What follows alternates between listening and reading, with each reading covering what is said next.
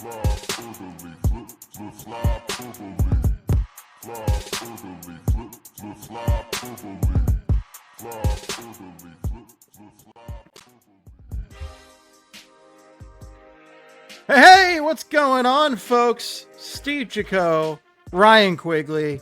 We are here, and there's a little chill in the air today, Quigs. You're starting to feel, it's feeling like fall, it's feeling like hockey season, and many would say that it's feeling like soup season. I gotta switch into. I knew you were going to do that. I gotta switch into soup mode right now. Listen, we had an absolute war in the Slack chat earlier today. Sometimes I think about opening up this show just like a normal hockey podcast would and talk about a Flyers issue, and there's lots to talk about, and we'll get into it very shortly today. But I made one comment about soup season in the BSH Slack today, and Ryan Quigley comes in with such a scalding hot take that you might as well be a boiling hot cauldron of soup that has been thrown in my face. And what was your take, Ryan Quigley? Soup is bad. Soup isn't even good. In fact, soup is bad. Soup is bad. And in fact, all warm liquids are bad. You heard it here first. All warm liquids are bad is what this... Coffee is trash. Iced coffee, great. Normal coffee, trash. That's insane. A hot latte is delicious. My hot tea that I have to keep the pipes nice and refreshed during the show is wonderful. I love my hot tea. I think there's something wrong with me, which isn't news to anybody, but I feel like there's something wrong with me because part of the reason I have an issue with hot liquids is because I don't like the way it feels on my upper lip when I sip it, and it just it's not flattering to me. And so it's not flattering. Yeah, I need, if I'm consuming liquid, it better be under 40 degrees. What's amazing about this conversation, it blew my mind because Emily and I make quite a few soups throughout the house throughout the winter season. And, I am an appreciator of soup. Soup is not a top tier food for me, but it's one that I have a deep appreciation of. And then the funny thing is the Slack then turns into a series of what constitutes soup and sister foods to soup. Because now, while I said this, I don't actually firmly believe this, but I was like, chili's a soup, and chili's kind of a soup. It's cousins with soup. It's made in a pot, usually involving broth and things that you've slow cooked over a long time. Basically, it's been simmered and such. And what did you say chili was more of? There's meat in chili. Yeah, there's meat in soups. Not every soup, but many soups. It's basically bolognese.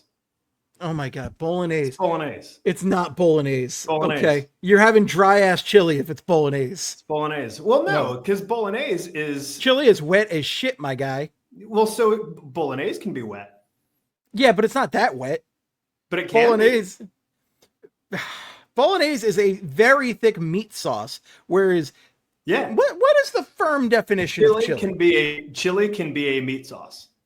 It's not that thin. It's more of a soupy texture to it. I've seen some thick ass chili. I've seen some thick ass chili too. Some thick ass, but it's never a bolognese sauce. Okay, chili's not a sauce. Did you call it bolognese? Bolognese. Bolognese. Bolognese? You said bolognese? Yeah. All right, now we're getting you're just getting obnoxious now, Steve. You're getting obnoxious. You've been obnoxious. I can't believe this. Yeah. And then the funniest one is... You know what else? The Pop-Tart. I can't believe this. Where the fuck did the Pop-Tart come from? Okay. I don't know. Wait. We got to finish the soup before we get to the Pop-Tart, okay? Because the thing that also blew my mind was that we came in and said, well, do you like ramen? Do you like ramen, Ryan Quigley? Love because ramen is soup. Ramen is not soup. Ramen's totally soup. You slow cook a broth, okay, that you put the noodles in, you have cooked noodles, meat. It's a soup. Ramen is noodles. My guy, the ramen noodles, you don't have ramen without a broth. You don't need the broth. The meal of ramen, you need the broth, okay? You don't need it. Yes, you do. You don't. No, when you order ramen, you get a broth. That makes it a soup. I don't think that should count as a soup. I think it should count as... No, there's ramen noodles, and then there's the meal of ramen. The meal of ramen has a broth. To me, soup is very different from ramen. No, ramen is a soup. It is involved. It's just like pho is a soup. Okay, like you could have the vermicelli noodles, right, which is a big part of it, but it's all about the soup experience with it. Is it pho or pho? It's technically pho. I hate saying yeah. pho personally. It feels weird. Yeah, it feels weird. It feels pretentious in a way that I don't enjoy at all. But so we're never going to agree on this because apparently you just don't like hot liquids at all, which is insane to me. But let's I kind of switch gears. I don't even. Like I also hot understand. I don't do hot chocolate. Are you even human? I don't understand, Ryan. Give me an iced hot chocolate, then we're great. That's called chocolate milk, my guy. I know. It's called chocolate milk, and I do love chocolate milk. But yeah, and then I don't know how the conversation got to Pop-Tart because we went through everything. We talked about Ryan Quigley prefers beer in a bottle over a can, which is fine. But as I said, you get less skunking of beer in a can, and that's why most of the craft breweries will do it that way, and also because it's cheaper. And okay, fine. I can understand I have a friend at work that also has a thing about canned stuff that he doesn't like. So I understand there's a sensitivity to that. Okay. And then we talked about soda in bottles and cans and all that. Okay, fine. Whatever. I do love a Mexican Coke in a bottle. It's delicious. But how did we get to Pop-Tarts is what I can tell you because I remember Jason McNeil just came out of nowhere. Jason McNeil is, I got to say, of all the BSH homies, there's only one Jason McNeil. He's clutch. He does a lot of writing. But personality-wise, there is no one else in this world, as far as I know, that is like Jason McNeil. Yeah. But like Jason McNeil basically just ran into the room, tossed a grenade into the air, and ran out. And basically what he did was he was completely nonverbal during this entire argument going on in the Slack. And then he just goes in and he goes, Pop-Tarts are Pop-Tarts a sandwich or something like that. And then that started the whole Pop-Tart discourse. And then that's when I said Pop-Tarts should never be toasted. They should never be put in the toaster because they shouldn't. They suck in the toaster. What do you think the pop is for Pop-Tart? It's when it pops out of the toaster. I don't care. I know that. I know that was their call to action when they invented the Pop-Tart. It's shaped for a toaster. I understand that. But it's not my fault that their intention of it being a toaster item is not as good as if they just sold it as a dry thing. Because you are a madman. You are a madman. Now, I will say there are certain ones. Okay, there are certain Pop-Tarts that are probably better cold than hot, for sure. Mm-hmm. But the s'mores Pop-Tart. Cold. I want it cold. No. Room temperature. That's how it is. Okay, fine. Room temperature. Not heated up. The s'mores Pop-Tart cold is way better warm. Okay. When you get it toasty and that marshmallow's gooey and the chocolate's gooey. Oh, baby. I want one right now. Just talking about it. But that I can see. But the brown sugar cinnamon, you said that the brown sugar cinnamon needs to be toasted. And that's just actually wrong. Jason Polinsky said that. Oh, is that what he said? Well, he's wrong. Jason Polinsky. I think that one I could take either way. Okay. Well, certainly not toasted for me. But I think a toasty Pop-Tart could be very, very good. The s'mores one I can get down. The s'mores one is next level when you get it just right in the toaster. Like that's the whole point. Right, that is the whole point. Many s'more things are messed up. Shout out to Milk John in Philadelphia, by the way, for having the best s'mores anything. Have you had the s'mores ice cream at Milk John? I haven't had that yet, but I do love. Oh my God, Quigley, the s'mores ice cream at Milk John is unbelievable because they get smoky flavor in the ice cream. And it tastes like a campfire in the best way possible. So now I do have to try that now. It is so good. Everything is perfect. It is the perfect ice cream s'mores experience. So yeah, we had some food takes today, and it infuriated me so much that I actually was not getting anything done at the day job, so I had to step away. Yeah, he rage quit. I did. I was like, I can't do this because I can't step away from this conversation. Like, I can't just back away and have it in the background. I need to close it entirely and not have it be a part of my life anymore. I can't have this toxic influence in my life anymore. Don't be mad because I'm cooking with my takes. You're cooking all right. I'm cooking. Not cooking soup. No, I'm cooking. You're flash frying. Yeah, you're okay. Famously not soup. How are you cooking ramen without a broth? Do you want to know something insane, Steve? Oh my God. And I said this in the chat, but I'm going to say it publicly here. When I make ramen, I drain a lot of the water Whoa, you're talking about top ramen though. You're talking about like the stuff that the water is like pure sodium. Yeah. So that's fine. I am talking about a good ramen So from that a you get in, like, a Japanese restaurant. Yes. Oh, okay. Then yes. Yes. Then one could argue that that's a soup. That's what I was arguing. I'm not arguing that it's a soup. I still think I am arguing it's a soup because everything comes in a different. broth. Everything comes in a broth. It makes it a soup. Okay, we're not going to agree on this. We got to talk some goddamn hockey today. And We do. Because guess what? It's fucking here, Steve. oh, baby, we are here. Flyer Santa is coming. I guess that's gritty if you think about what Flyer Santa is. Just a ultimately. gritty claws. Gritty claws. We do love gritty claws. And yeah, so let's we got to give a shout out real quick to our sponsor FanDuel, and we got our FanDuel bet of the week this week, and we're going to be doing our Flyer season preview today. So my bet of the week is going to center on the Flyers stage of elimination. This is actually something you can find in the future section of the FanDuel NHL section. And Oh, wow. the odds that we have here is the Flyers will start with miss the playoffs, which is the most likely, minus 350. So I think most bettors are expecting the Flyers to miss the playoffs. I think most Flyers fans are expecting the Flyers to make the playoffs or to miss the playoffs. So if you expect the Flyers to miss the playoffs, it's not going to be much of a payoff for you. Okay, so probably don't do this unless you're feeling very confident and you want to put the mortgage on that. Would not recommend that, my friends. Don't do it. Do not do it. However, I do think first round elimination is spicy. I'm thinking it's spicy. I think there's a thin chance the Flyers sneak into the playoffs here and then get eliminated in the first round. If they get to the playoffs, they're getting eliminated in the first round, okay? I am confident in that. But I think there's a thin chance they sneak in there. If they sneak in, and because I do agree, I don't think they're winning a series if they go to the playoffs. But if they do go to the playoffs, you know what I will say confidently?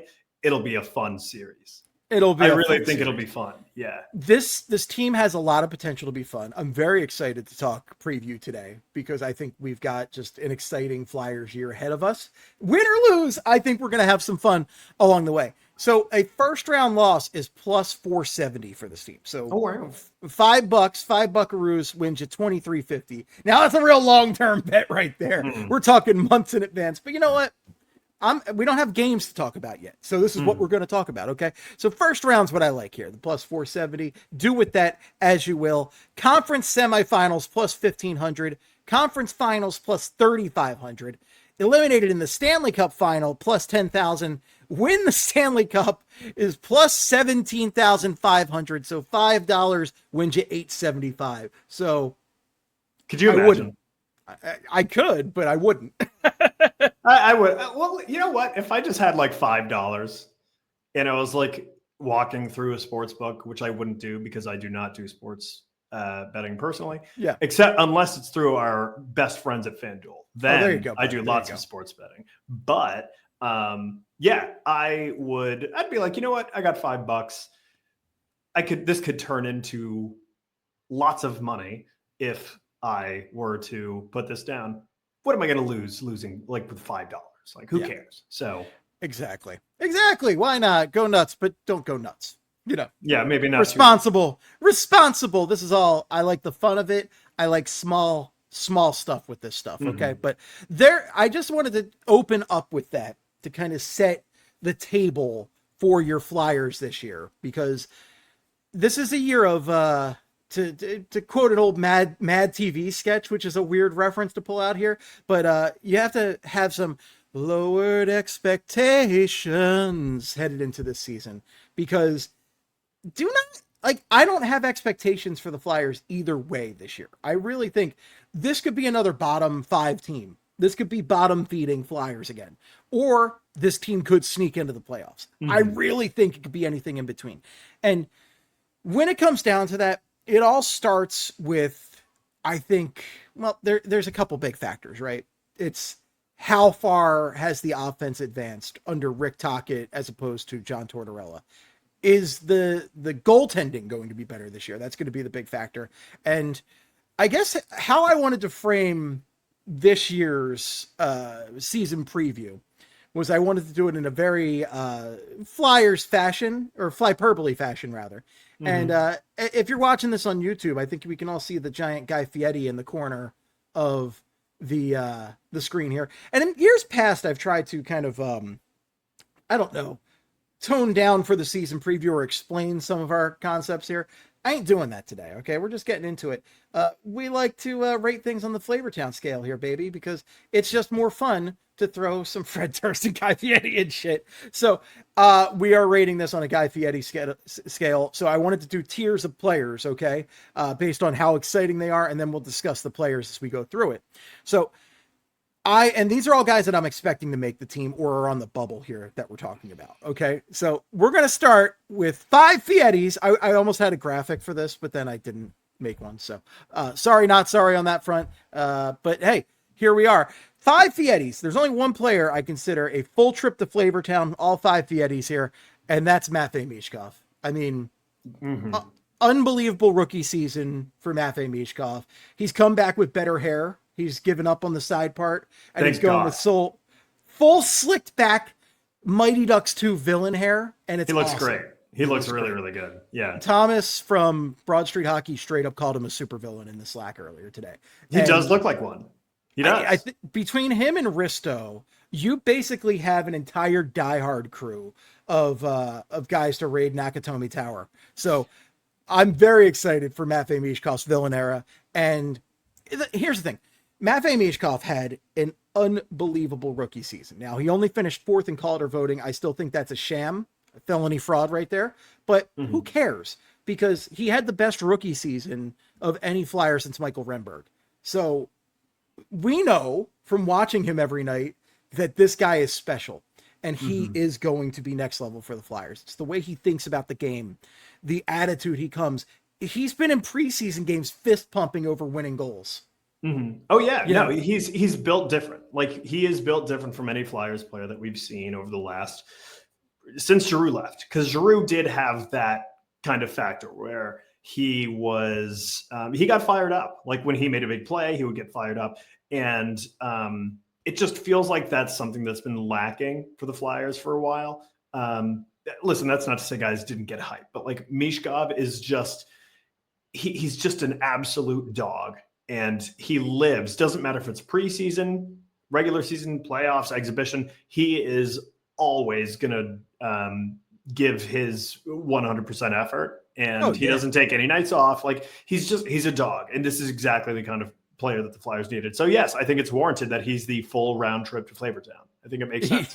He absolutely is.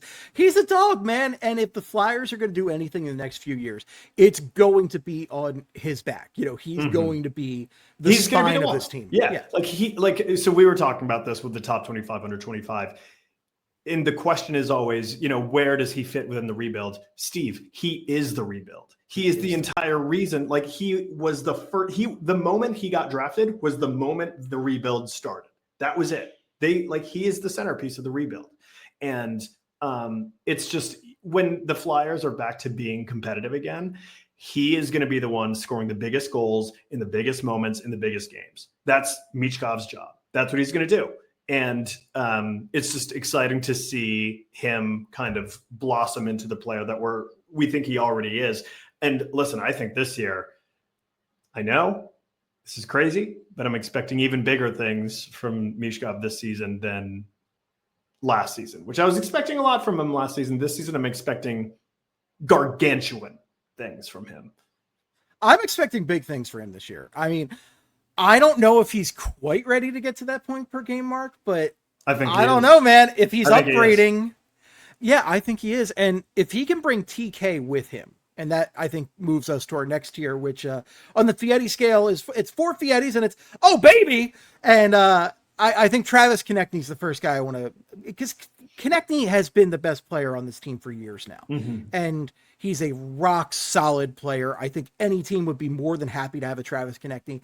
I think if you put Travis Konechny on a team like the Leafs or the Oilers, he is a point per game player easy. And just putting him on this Flyers team with very few centers and very little support, he has to be the guy. And I think Travis Konechny's a very good player. I don't think he's the guy. I think Matvei Michkov's the guy. I think Travis Konechny's a guy that I think he's a B plus A minus player. I think he's awesome, but he's not necessarily like the guy, right? But man, if Travis Konechny, because I thought last year Travis Konechny was going to break that 100 point, or that not 100 point mark, but that point per game mark, that 82 plus. Yeah. And it looked like he was going to, and then he played for Team Canada and he just completely broke down the stretch run. And there's the Team Canada portion of it.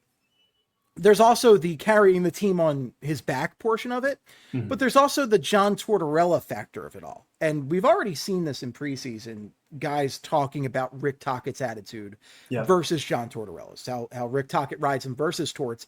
And I'm wondering if one of the benefits we could see with Tocchet is, Konechny learned a lot under Torts, specifically defensive responsibility. He's now an invaluable penalty kill player where he was not that before. So we can thank Tortorella for that.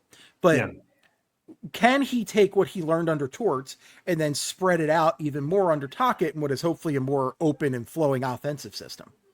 Yeah, and that would be exciting because, listen, under Torts, we saw arguably the best version of Travis Konechny that we've seen so far, right? I mean, he was playing in the penalty kill, and he was excellent on the penalty kill. He was good on the power play. Obviously, 5-on-5, he was good. And yeah, he did kind of sputter a little bit towards the end of last season after Four Nations, which sucked. That was miserable to go through. But he's still a very, very good player. But to your point, yes, he is one of those B plus players. He's not that he's not the guy, like you said. That is Michkov.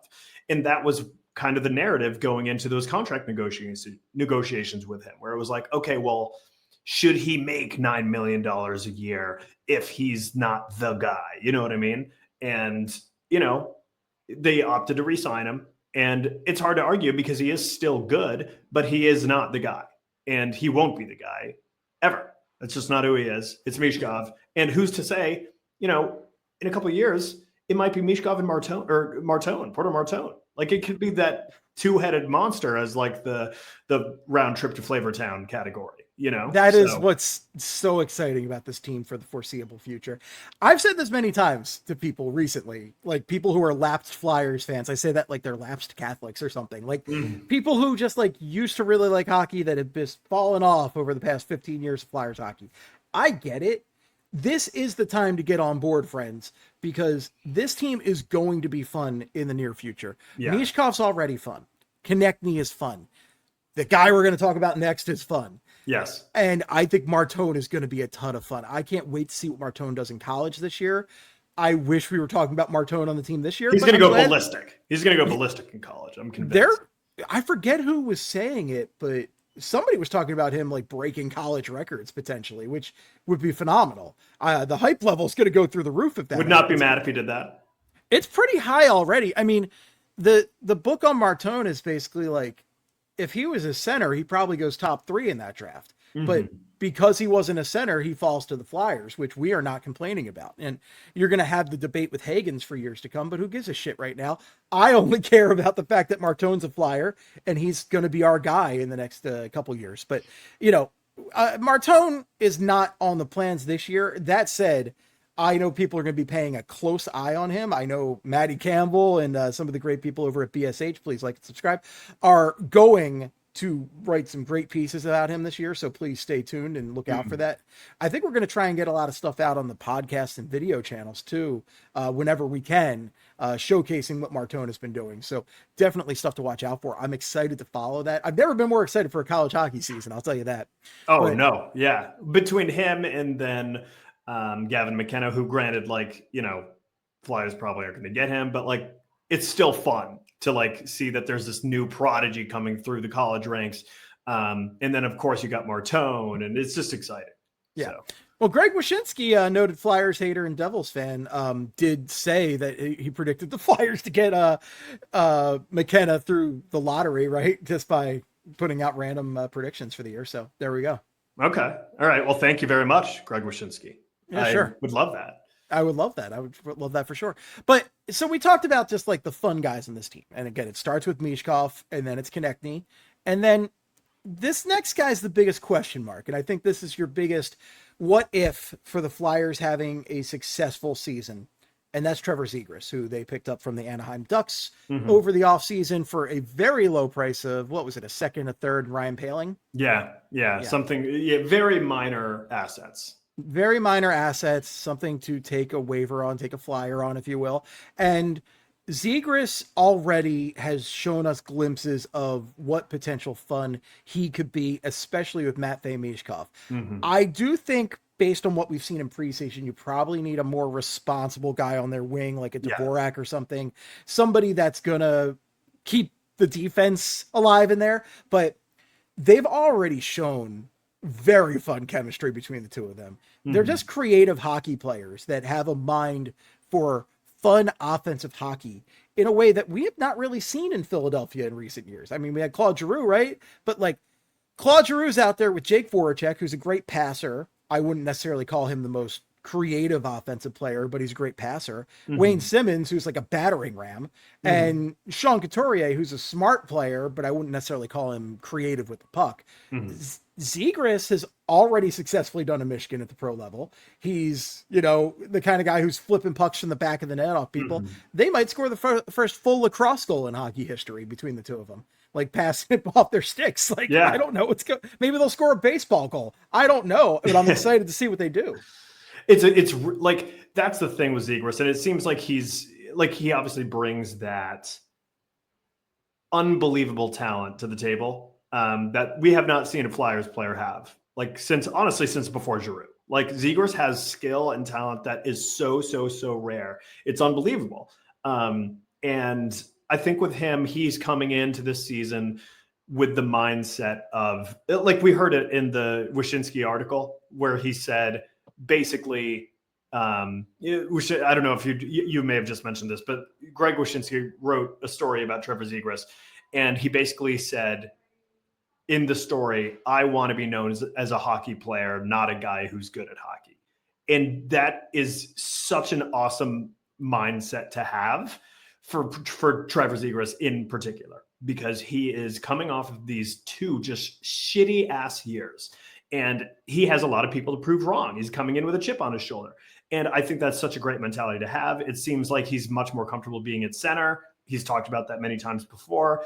He's getting his wish. He's going to be playing center. We've seen him do it in preseason. He still sucks at faceoffs, but he's trying. He's learning from Couturier how to win a faceoff.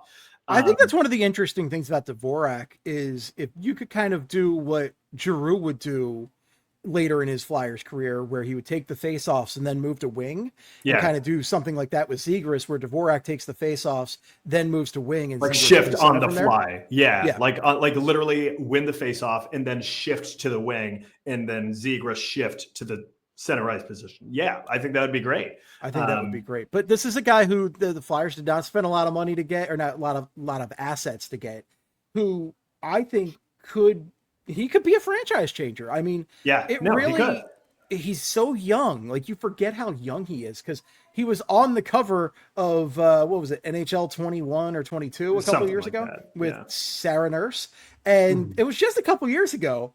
And you just think, because he had that big peak and then kind of fell to earth very quietly, that this is a guy who's been there, done that, and that's it. But I mean, he could have an amazing year. I don't know, but it's going to be really interesting. And the Flyers really, I think a lot pins on how he does and how he looks.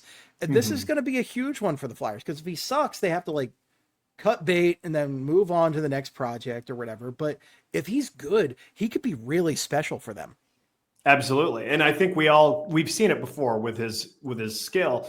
I think he has the potential to be a 70-point player. I really do. I mean, he's come close. He had a 61-point season. He had a 65-point season. And that was his sophomore year in the NHL. And then it was his third year. He's 24 years old. He's still young. There's a very good possibility that we still have not even seen the best of Trevor Zegras yet. Now, does that mean that he's going to continue doing these flashy plays with the Michigan and the dish again and all that stuff? Not necessarily. Maybe the version that we're going to see of Trevor Zegras this year is a more refined version of Trevor Zegras, where he's a little bit more responsible, but he still has that offensive touch and he is more focused on like the little things in hockey as opposed to let me try and get number one on top plays this week. You know what I mean? Right. Yeah. And I'm hoping Tocchet can kind of teach him that. It seems like he's got a good reputation with all the players already. They really seem to like playing under him, and I feel like he's one of the things about Tocchet so far is that he's kind of given some of the honesty of John Tortorella without being maybe as blunt about it as John Tortorella was. Maybe just like a little bit kinder with that hockey man bluntness right there. But Zegras is a fascinating one. Also, I'm two other things I wanted to mention. Number one, I'm like 90% convinced I walked by him around South Street yesterday. Yeah. Tell me about this, because I didn't see the full thing. Oh, so I was walking to the Patco, and I just saw this tall guy with great flow wearing like a hoodie and shorts at whatever time in the morning it was, like 8 a.m. And I'm like, looking at him, I'm like, is that Trevor Zegras? Because I'm still getting used to seeing his face on the regular with the Flyers. And I'm pretty sure it was. He was taller than me. And like, how tall was this man? How tall is Trevor Zegras? So Trevor Zegras is only 6 feet tall. Well, I'm like 5'11", so he was a little bit taller than me. Okay. And I think the flow was the biggest thing, because you don't see a lot of guys with hair like that. Yeah. So I think the flow was really the main indicator to me. So I'm pretty sure it was Trevor Zegras, but it also could just be a guy who kind of looks like Trevor Zegras. But I thought that was cool, because I also saw he's been in the city, so which is always nice. Like, yeah, bopping around. Yeah. So many of those guys live out in Voorhees and stuff and don't even touch the city except on game day. So it's always cool to see them like doing like a condo or something like that. But the other thing I wanted to mention was he also, in that Wyshynski article, I didn't read all of it, but I saw the part where he talked about the seasonal depression, right? Where it was like kind of the opposite in California, where he talked about the sameness of just like every day is sunny and warm and nice. And that is so true. That is so true, because when I moved to Las Vegas a few years ago, I was out there for basically 2 years. It was miserable. Like at first there was something so enchanting about like moving out to the desert, being out with like, the red rocks and the cacti and all that. And then after a while, once it gets cold out and everything is just beige and just like the whole landscape of the Mojave Desert just looks like one giant construction site. Like it's just miserable. And it was just, I totally get it. I totally get like, dude, I need the seasons, man. I could never, honestly, San Diego seems great. It seems comically beautiful there every day weather-wise. I don't know if I could live there, dude. I really don't. I hear that. And I think it's also interesting from a hockey perspective, just as a winter sport played on ice, right? Yes. To be living in that environment and then go out and play hockey. So really interesting comment from Zegras. I'm hoping that just like being in this also chippy, competitive Northeast area where everybody just gives so much of a shit. Like, I know that the Flyers fandom isn't the biggest of the 4 major sports in Philadelphia, and we can even say 5. We include the Union's still the smallest fan base here. Yes. Let's not mince words here. All respect to Dupe country over there, but the Flyers fan base is still like number 4 with a bullet, right? But we are vocal. We are people that care a friggin' hell of a lot about our hockey team. Or aggressive. And we let you know, though. We let you know, okay? And that's the case for every Philadelphia sports fan. But listen, the Flyers fan base might not always seem like the biggest, but we are people that friggin' love our Flyers, and we will show up when they are good for sure. And I'm hoping that just these guys can see that when hopefully there's a lot more games like that Ducks game last year where we just friggin' let Cutter Gauthier know how we felt about him. Oh, and I can't wait. I hope these guys, like, it inspires them to play even harder. And I'm hoping Zegras just being in the competitive, you've got the Rangers right there. You've got the Devils right there. You've got the Penguins right there. You've got the Caps right there. You've got the Islanders. Like, having all those teams in close proximity built up a lot of hate. And I'm hoping that just kind of fires up the competitive everything. And I just want to see this guy crush it this year. I really do. It would be incredible, not just for the Flyers, but for him too, because like it's not fun to see a player with like of his ilk. Like he was such a fun and guy to watch for a couple of years. And then he just tanked, and it was obvious that he was miserable. Like, I'm sure you saw that one goal he scored for Anaheim last season where he scored and it looked like he was just miserable. He didn't even celebrate. He was just miserable after the goal. Like, get me the fuck out of here is what he looked like. And guess what? He got out. Now he's a Flyer. And it seems like he's in a much better headspace. Seems like he's with a coach who is going to challenge him, but is going to support him too. I think that's what Rick Tocchet is kind of, I think that's his vibe. Supportive, but critical when needed. And I think that's a great recipe for Zegras. So I'm honestly expecting a lot of big things from him this year. Yeah, absolutely agree there. One other player I threw in the oh baby tier, and this is like, I would say maybe the most like on the border here. And there's some other guys we maybe could talk about maybe putting up there, but I just kind of threw these together right 5 minutes before the show. But I threw Tyson Foerster up there. And I think Tyson Foerster is one of the Flyers' best players for sure. And one of those guys that I'm glad that he's going to start the season healthy with the team. We were worried about that. And I would like to see him up his offensive numbers this year, because I think you could have a really special player if Tyson Foerster can be a 25 to 30 goal guy for you while providing top-notch defense on the wing. Because his defense, he's locking guys down already at a young age, which is unbelievable. It's awesome to see.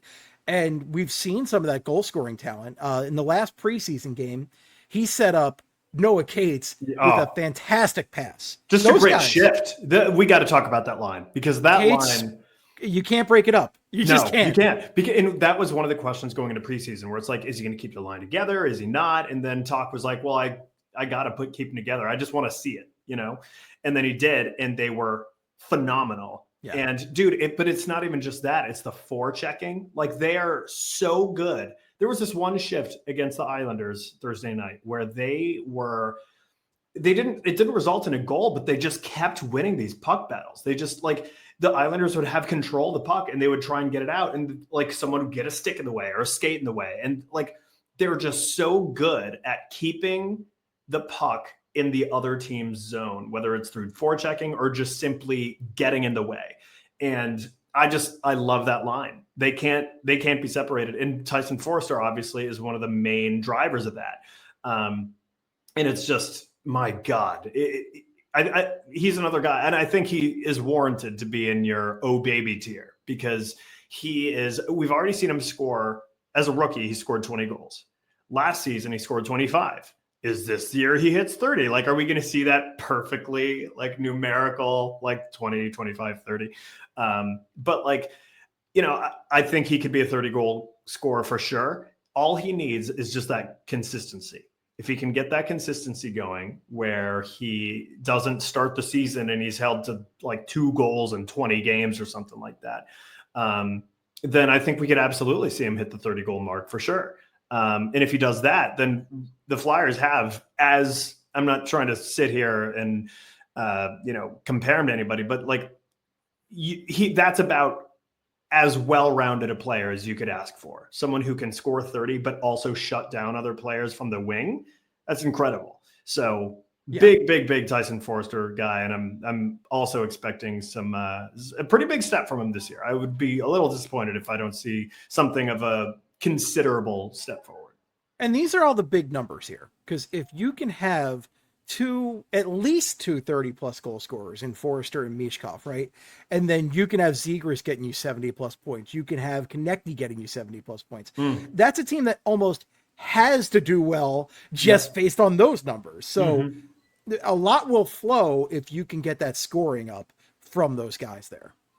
Absolutely. Yeah.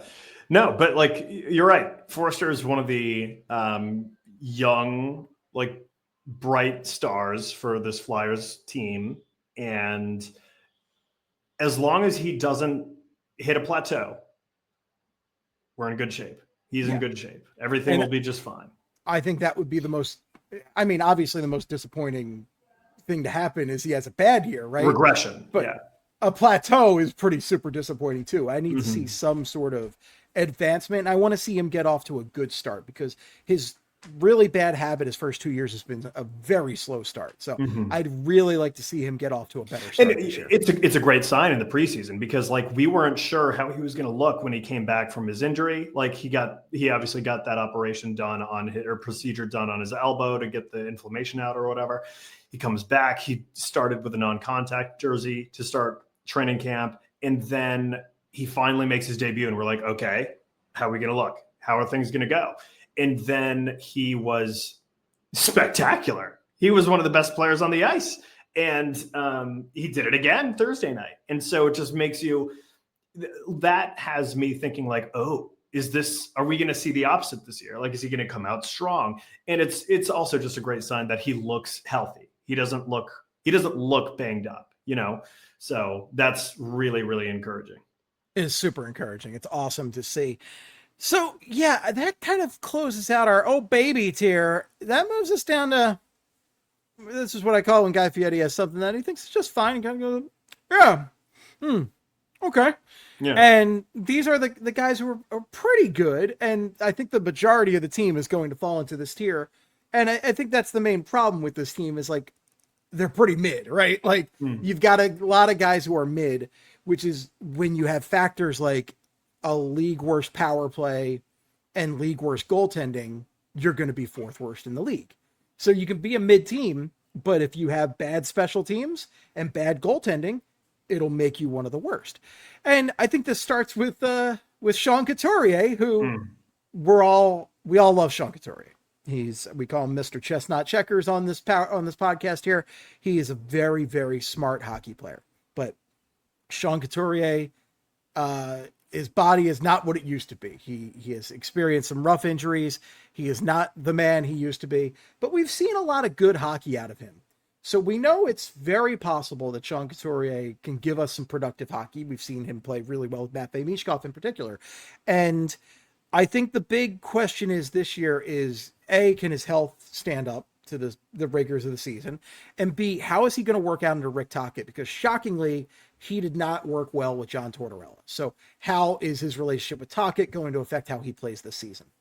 Well, I think just John Tortorella not being here is going to be incredible for Sean Couturier. Like, it's not like he played bad last year. He was good. Like when he was used in the role that he should have been used, he was very good for the Flyers last year. So it makes me, as long as he is still playing center, because he did play on the wing last year for literally no reason, as long as he's playing center in a top six role for the Flyers under Rick Tocchet, we're good. He's good. Like last year, he had 45 points, which is mystifying given how much, like, the amount of mental turmoil he must have been under. Like, the way that he's still talking about John Tortorella now, he must have been so miserable all year last year. And, like, we saw hints of it, but, like, I think he was really miserable. And the fact that he got 45 points out of that is crazy to me. So I think he's in a much better headspace now. Clearly, him and Tocchet seem to have a good relationship because he already said that we've, had more conversations in the months that he's been here than in comparison to the years that Tortorella was here. So wild to think about. Very good sign. And then he's just surrounded with better players now. Like he's going to have Couturier. I mean, I guess we'll see. Like we'll see if the Flyers keep these lines together. But like, assuming Couturier is the center on the top power play unit, which you would think he would be because someone's got to win a face-off. So you would think, on the power play, you got Zegras, you got Michkov 2.0 there. You got Owen Tippett. Like I know he's had his struggles, but it's just it feels like there's a lot more talent around him this year, and it seems like his path forward is a lot more kind of etched out. So yeah. I feel like he's due for a much better year. Like statistically or not, I think he's going to have people are going to be happier with Couturier than they were last season. Yeah, I agree with you. You actually took the words out of my mouth. I have nothing to add. No notes. Perfect. There you go. The next guy up, who's also pivotal to the Flyers' success this season, I think, is Travis Sanheim. Travis Sanheim I think it's safe to say he was one of the favorites of John Tortorella. He really grew under him.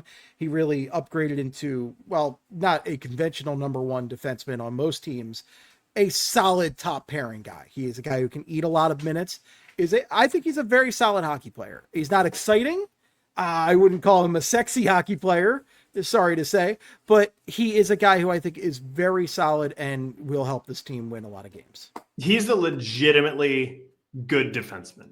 Like, I think we've talked about it before. I would say he's most certainly a top pair defenseman. He's just not the one that's ever going to get any Norris votes. Like, that won't happen because he just doesn't have the offensive upside. But like, he's a good defender. He's good offensively.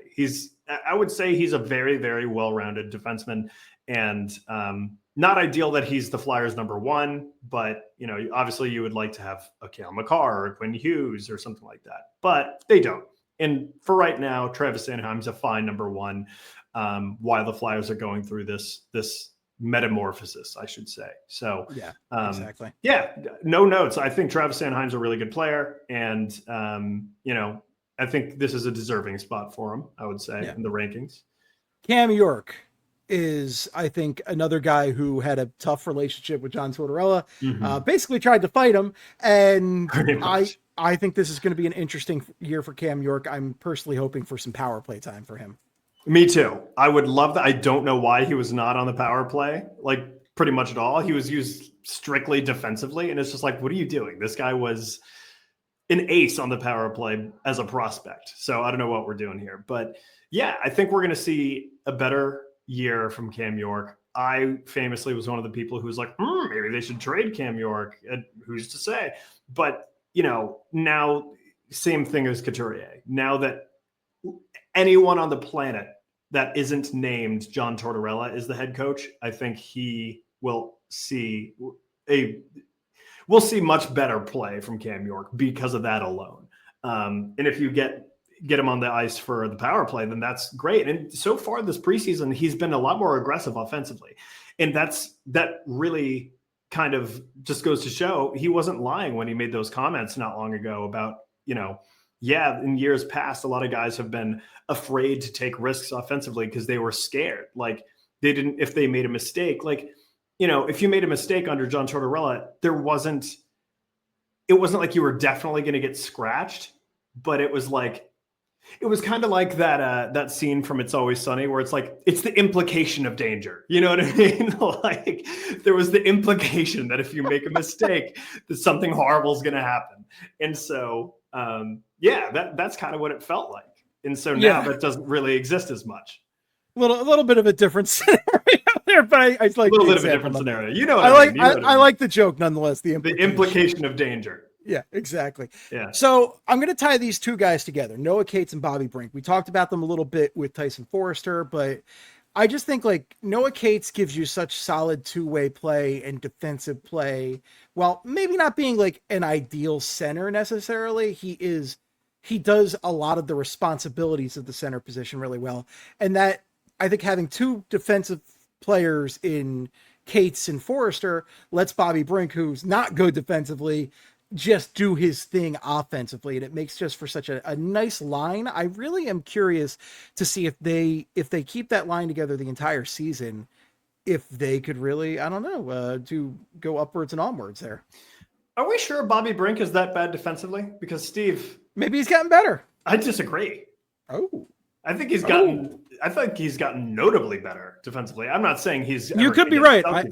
I might just be basing this on bias from the beginning of the season, and after you've done a million post games, it all just blurs together. Yeah. That I'm a huge Bobby Brink apologist. So I'm a huge. You're a Brinkiac. Yeah, I really believe in Bobby Brink, and I think it's Bobby's world you're just living in. His two-way game is underrated. It is offensively. I think just him as a whole. I think he's an underrated player as a whole because people talk about him like he's just a third line guy. And I'm like, dude, I think his potential is way more than that because he's not that bad defensively. He's certainly dynamic offensively. We've seen him make very, very good plays. He's very smart with the puck, very skilled.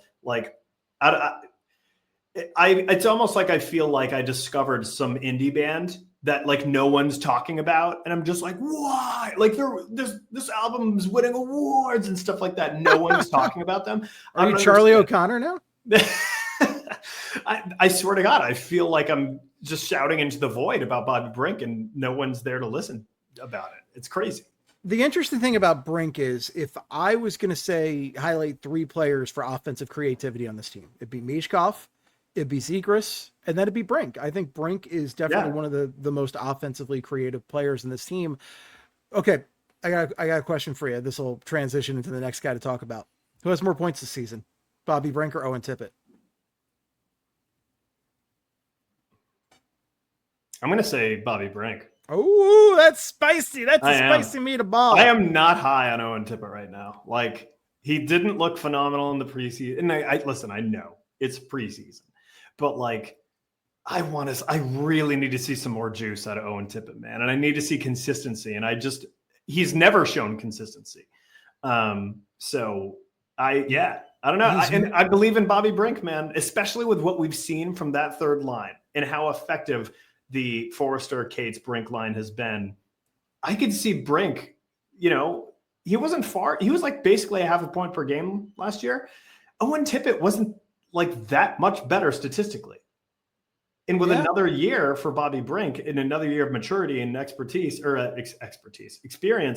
I could see him taking another, maybe not huge step forward. I'm not saying he's going to score 60 points, but like, I could see him being a really good player, especially if he's utilized more on the power play. If the power play is even marginally better, then Bobby Brink, it could be encroaching on the 50-point mark. 2-point difference between Tippett and Brink last year. Tippett had 43 and 77. Brink had 41 and 79 games. And the thing is, Tippett was a guy I had big expectations for going into last season. I really thought he was going to hit 30 goals. Like, I thought because last year was his time to shine. Last year was really like he was getting top line minutes a lot or top 6 minutes a lot.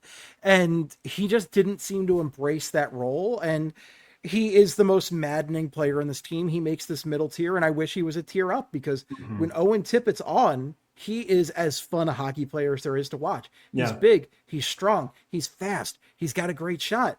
And when he's off, he is the invisible man. He reminds me of Frankie JJ from Shorzy. Oh, yeah. Where he's just like, when he's on, he's just an absolute freak and he's scoring goals left and right. And then when he's not on his game, he just straight up sucks. He does nothing good at all. And I'm just like, it's crazy.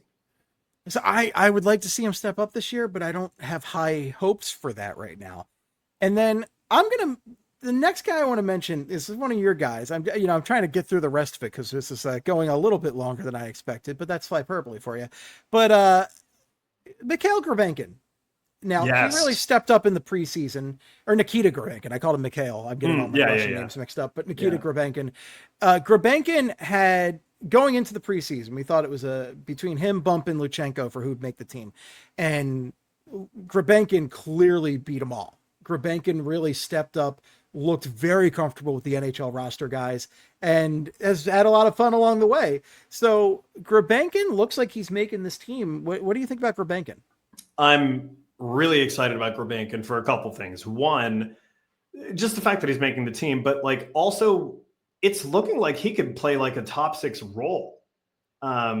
Because or something along those lines. Because I wouldn't be surprised if he starts on the 4th line, but I also would be surprised if he started in the top 6 because he has shown the ability to play both kinds of roles. Like, he's a big guy, he's physical, not afraid to get into the dirty area, but he's also showed great skill too.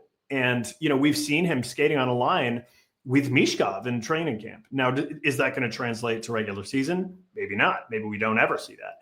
But I feel like he has the potential to play in a top 6 role, and I think that's really exciting. So, I'm really excited about Grabenkin.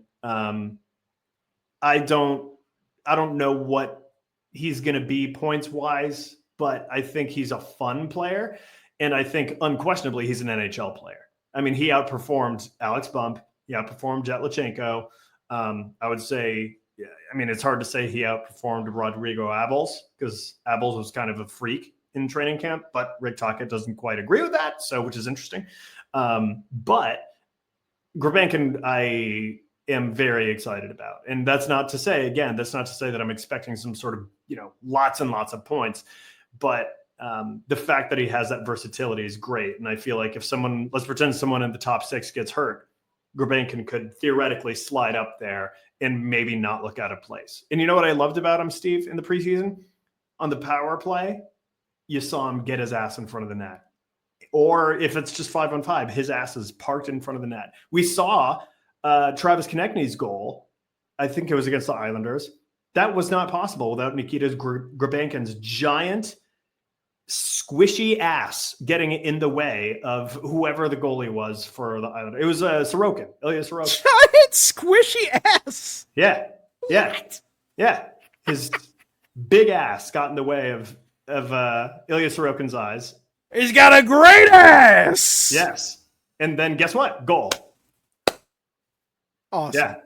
Awesome. We find life at the end of the podcast. That's what Flyperbole does. I'm excited about what Gulbenkian can bring.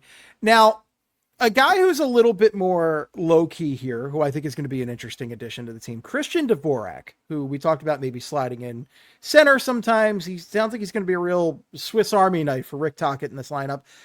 He seems to be single-handedly keeping the power kill alive for this team in preseason. I think Dvorak's going to be a nice fit on this team. I really liked seeing his play against the Islanders. He had basically 2 shorthanded breakaways. One of them was stopped by Sorokin. The other one, he did this like galaxy-brained like drop pass to Travis Sanheim, who was like trailing him on the rush, and that ended up being a goal. So really, really like what I've seen from Christian Dvorak. He's not a sexy player at all, but like I do think there's a role for him on this team for sure. So he set up a Sanheim shorthanded goal in the preseason game against the Islanders. That was fantastic. And he almost got another one. Yeah, I know. Yeah. He had those 2 shorthanded rushes. So I like Christian Dvorak. He's probably not going to be a fan favorite or anything like that, but I think he's more than serviceable as a responsible bottom 6 center, or maybe in some cases, like you mentioned before, Steve, maybe him playing on the wing to win a faceoff with Michkov and Zegras. So I like him. I like him. For 1 year, what's there to not like? I know, exactly. I think he's a perfect fit for a year.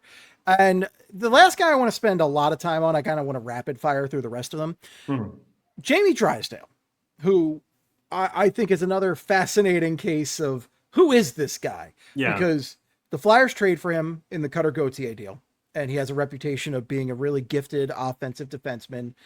He's very terrible at defense when the Flyers get him. Yes. Came a really long way last season in figuring out how to play defense as a defenseman, but he still hasn't done anything offensively. Like, we've seen little hints here and there, but his numbers suck offensively. Is this going to be a year under Rick Tocchet where Jamie Drysdale can finally show us why he is a special player? I really hope so. Kind of like the same reason I was talking about earlier with Couturier. Like, Jamie Drysdale is going to be the quarterback of the power play, and he has better players around. Like, Michkov's going to be better. He's got Zegras now. Like, Couturier can score. And that's the other thing is you've got Drysdale, York, and Zegras, who are all best friends. Yes. Me and the boys going out for a hockey game. Yeah. And so, like, my thing is, like, I really hope he takes that next step forward offensively. But, like, I'm going to be honest, like, throughout the preseason, like, it just seems like sometimes he takes a little bit too long to make decisions, and it ends up in, like, a turnover or something like that. And I'm really hoping that he just kind of stops. I think he thinks too much. And if he would just, first instinct, just get rid of the puck, get it up ice to some, like, just don't overthink. And I feel like he's very susceptible to that. Yeah. I think it's the first time a hockey player has been accused of thinking too much. But yes, perhaps. But no, I think it's a valid criticism there of what's going on. Is he is overthinking it. And this is a guy I'm rooting for. This is a guy I want to work out really badly, because this defense can be good. Like, it's not a great defense, just like this team is incredibly mid, most of the players falling into the mid tier. But I think he's a guy who has special talent. We've seen him just move the puck when he's really on. And I want to see more of that. I want to see him just go above and beyond this year. Yeah, me too. No, I'm rooting for him, especially because, listen, Steve, fuck Couturier. All my homies hate Couturier. If you only knew why. If you only knew what happened. If only someone would tell us, like Couturier. There's no way to know, Steve. There's no way to know. Simply no way to know. Yeah. The other guys I've listed in this tier, Ristolainen, who I think was very good when he played last season, but then another mystery injury, a guy you just can't rely on. Who knows when the hell he'll be back this year. Yeah. Rodrigo Bowles, who I think looked pretty good at times in the preseason. I'm not sure if he's going to make the team. I don't know if Rick Tocchet really loves his game. Yeah, it seems like there's a weird disconnect between Abels and Tocchet, which is strange because he played him so much throughout the preseason. But yeah, part of me wonders if he'll even make the team. I don't know what's going on. Yeah, exactly.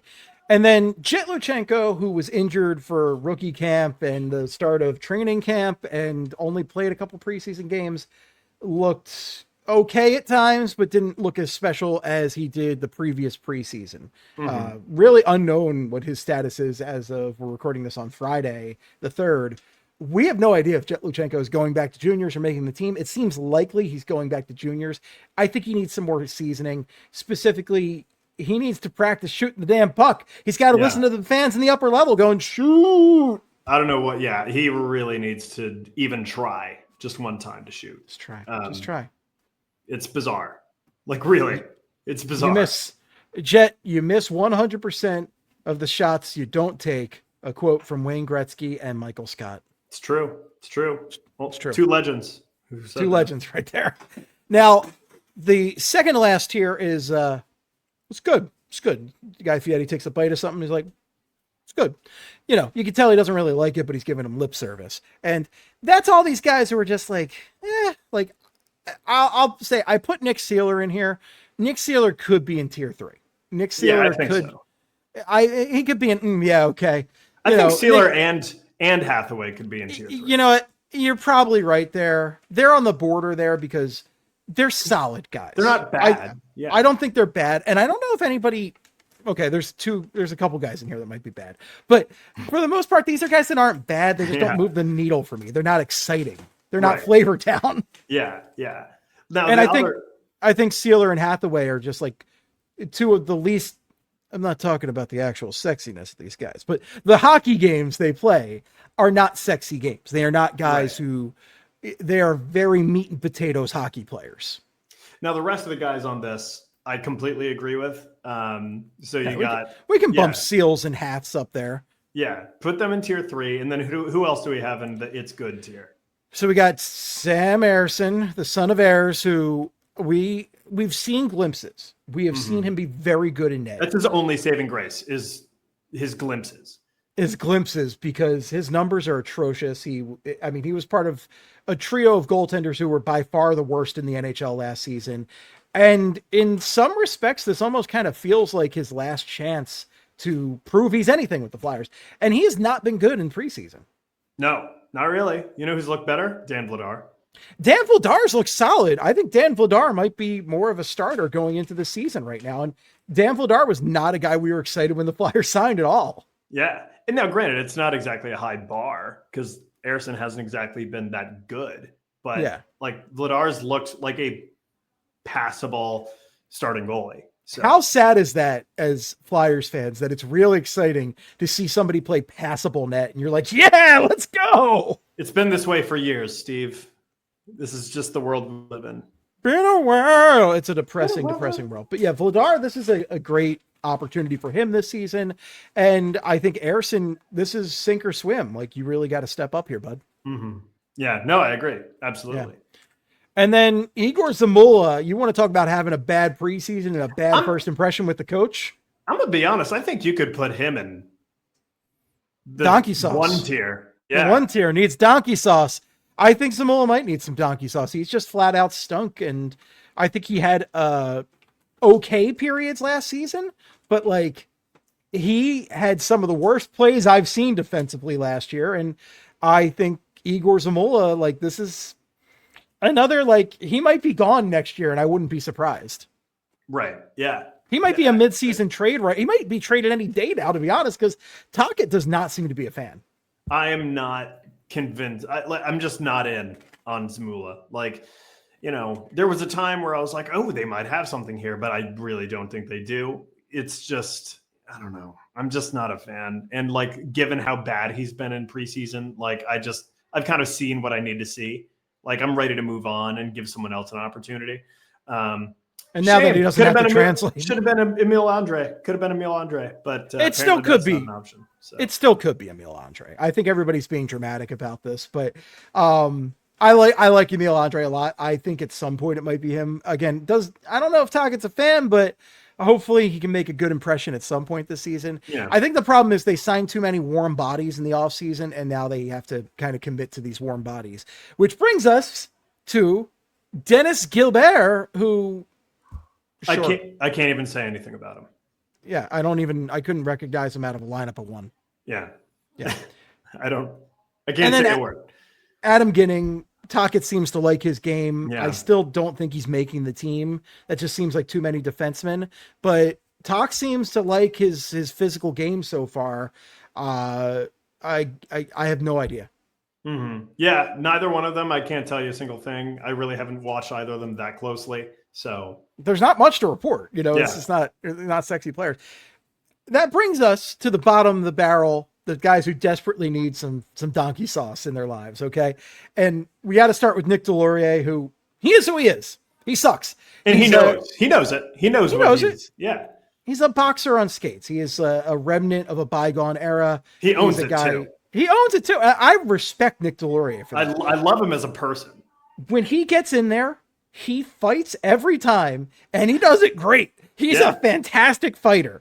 I wish you could almost just have an intermission show where he fights the toughest guy on the other team, because it's so much fun to watch. And like, I think if he was on, I don't know, the 2001 Flyers, he'd be amazing, right? Because it's a slower game and he could probably keep up better. He'd be like a real Donald Brashear out there, or even Craig Berube, But the modern game, he's just too slow. He's too much of a liability to have out there for even 6-7 minutes. No skill, like barely any skill. So. No, but he's a fun fighter. I would love to see him fight Rempe again this season, who also sucks, overrated as hell.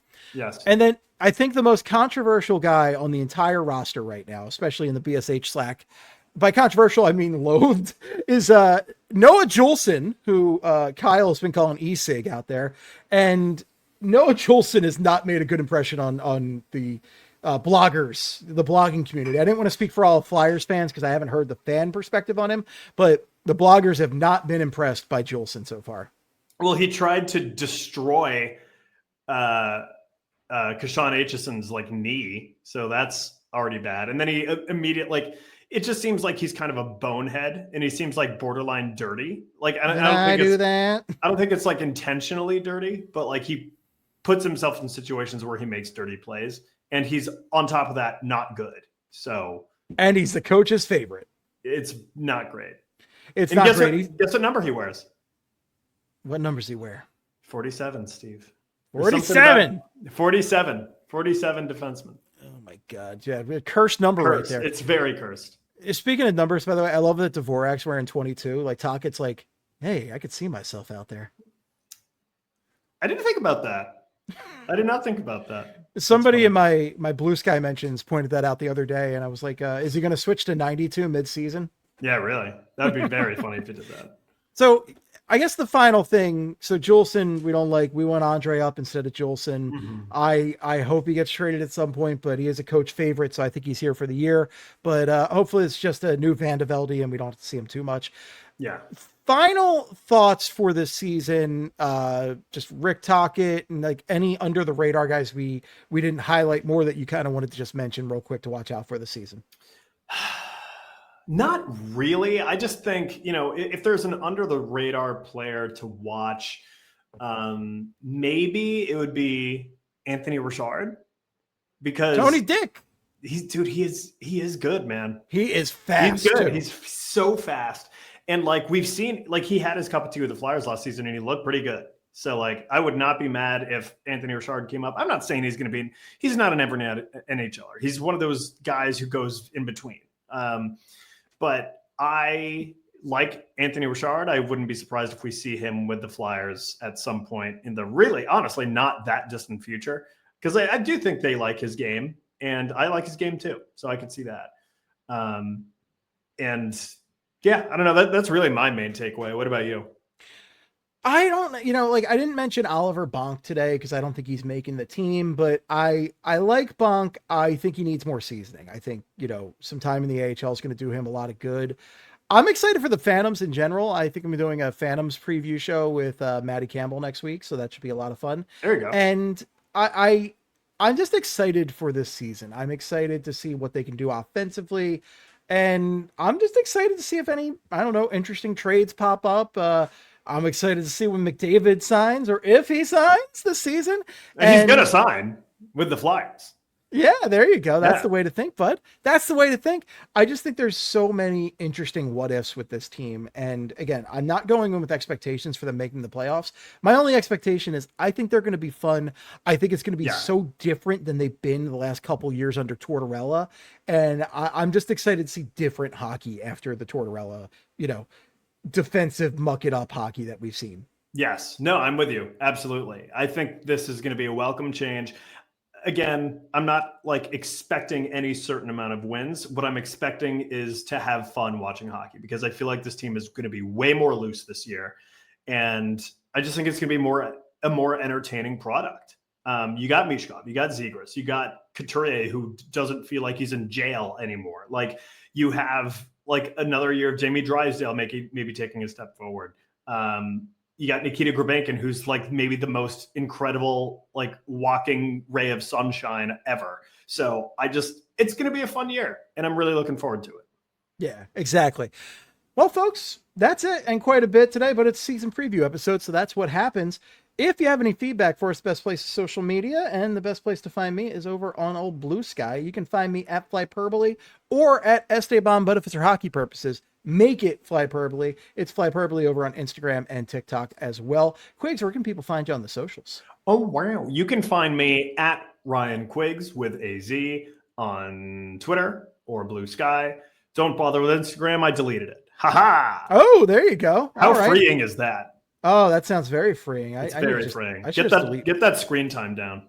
I got to delete my Twitter. I don't use it anymore, but I just delete it. And the same with my Facebook. I haven't been on Facebook since 2016. But my account still exists, but I just deleted the app.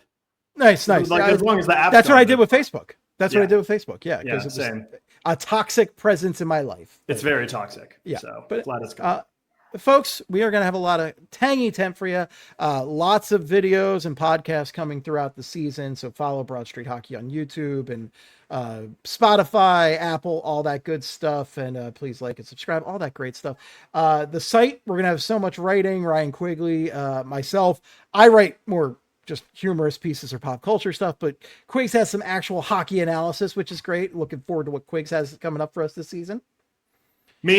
Obviously Maddie's writing great stuff. We see our boy Joe DeMarini writing good stuff. So yeah, there's a lot of really good stuff being pumped onto the actual website, text content wise. Ryan Gilbert out there, come on. We haven't Gilbs. I didn't mention Gilbs. Yeah.